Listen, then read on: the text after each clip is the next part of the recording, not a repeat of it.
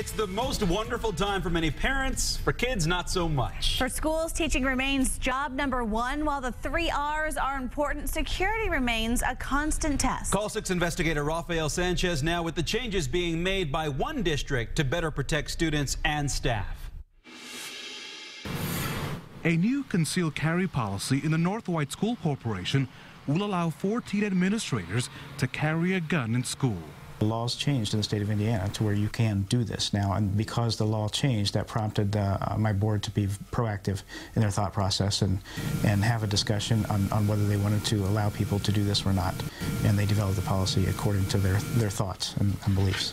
The superintendent says students, faculty, and parents for and against the policy were given opportunities to voice their opinions at open school board meetings. But ultimately, the board voted unanimously 7-0 in favor of the plan. Here is the policy breakdown.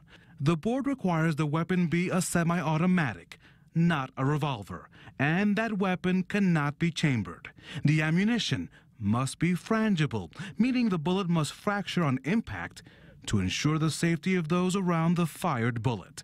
The holster must only be accessible by the gun owner and never detached from that person during or after school hours unless it's out of sight in a locked vehicle.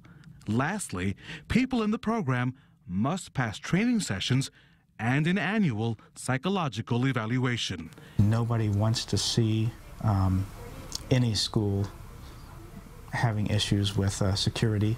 However, unfortunately, there are issues out there, and if we can do everything we can to be proactive to try to help keep our kids safe, that's what our school board wanted to do with this policy.